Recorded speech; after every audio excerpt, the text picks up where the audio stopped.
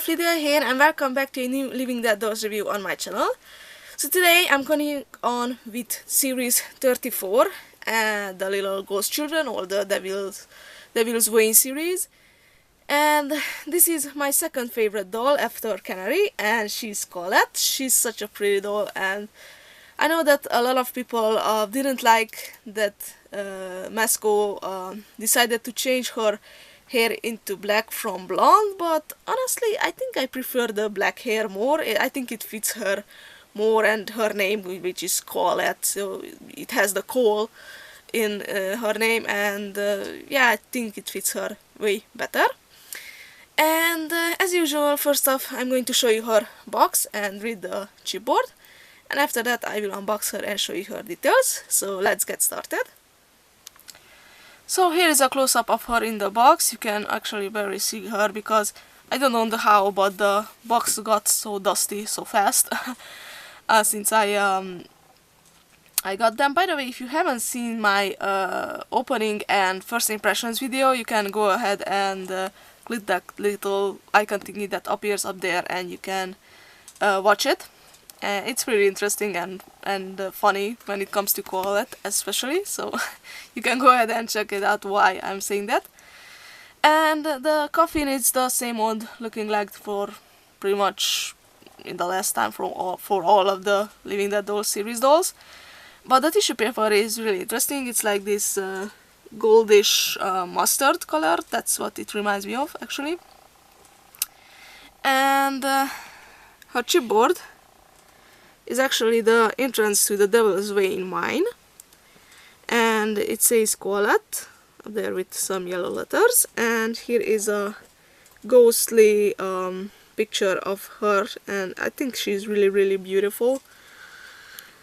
And the little chipboard poem reads, "Deep inside the hollows of the Devil's Wayne, the children mined through sweat and pain. When the gold was found, the kids were forced inside, the tunnel collapsed, and that is where Coalette died." So you can go ahead, and if you don't know their backstory, you can go ahead and check it out on the Facebook. Just type in Wassenhole incident. I was having a brain fart there, sorry. So just type in Wassenhole incident, and you can find the whole story, whole background story, how these children just got trapped in the mine and they all died one by one. So yeah, now let me just take her out of the box and we'll see her up close. So here is Coalette out of her box, and she is really pretty. I think she's probably the prettiest doll from all of the dolls in this series. She's just so sad looking and yet so beautiful.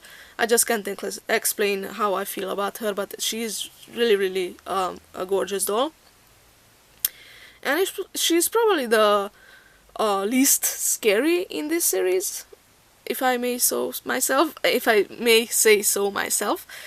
And she does not come with any kind of accessories, just her death certificate. And again, a little interesting fact about these dolls from this series, the series 34.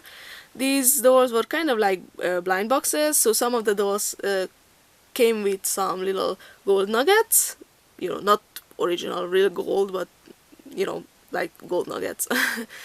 And this one didn't, so I didn't find a little gold nugget with Coalette, but I did find some with my other dolls, so you can keep an eye out on my other reviews if you are interested to finding out which dolls came with some gold nuggets in my case.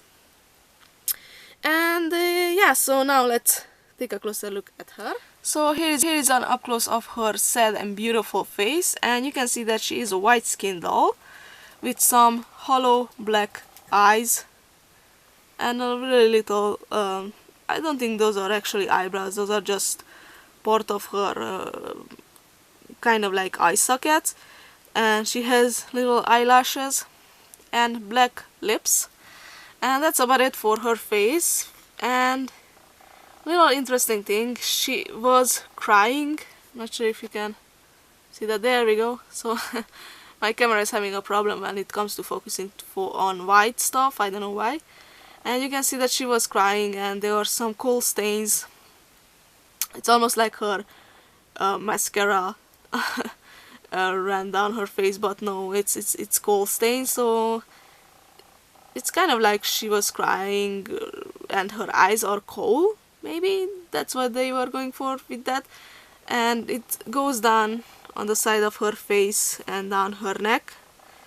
And it's really nice looking, but honestly I would have preferred if these little stains were a little bit more visible, because if you don't take a closer look at the doll, you will probably not notice them.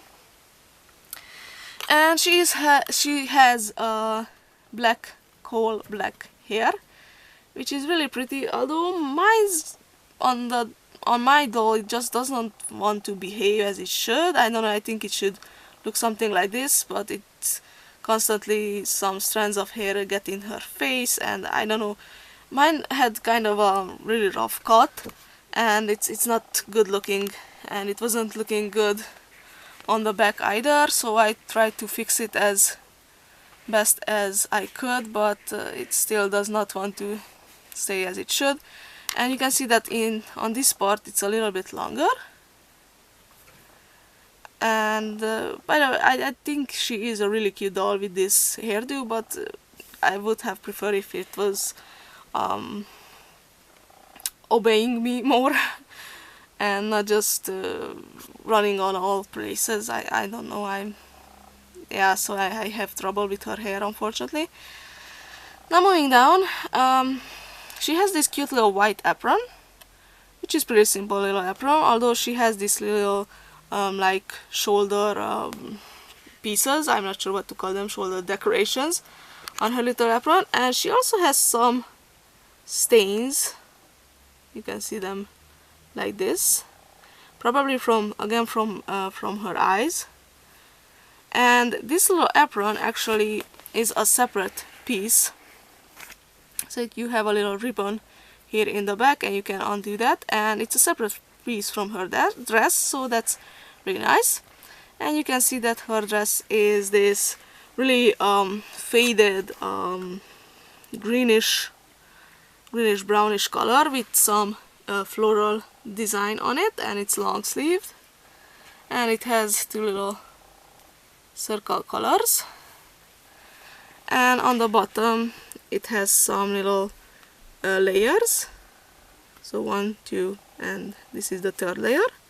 So it's a really simple design, a really you can see that she was a poor little girl, and this is like how kids were dressed those days when the parents didn't have any money for stuff like clothes and like that. So, but I still think she is really cute, really pretty, and overall really nice doll. And almost forgot to say that she does not have any socks or shoes, which is really sad.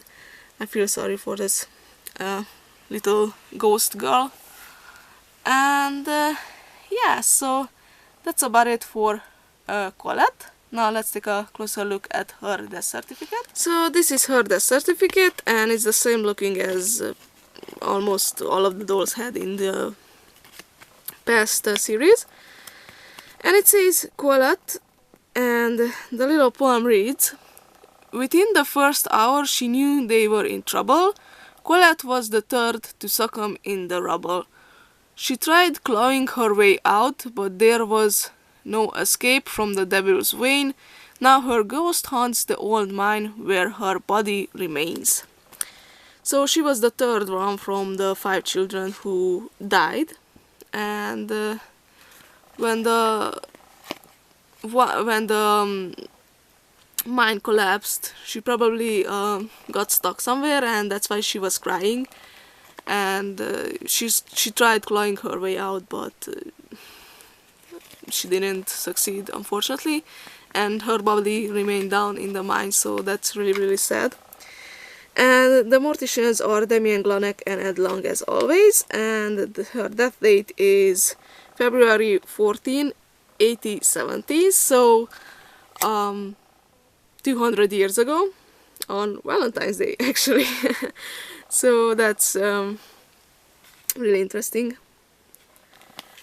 And I think more children died on the same day, if I remember correctly when I read their death certificates, although I can't be sure, so I will check soon and as I do the reviews. By the way, the sunlight just came to the picture.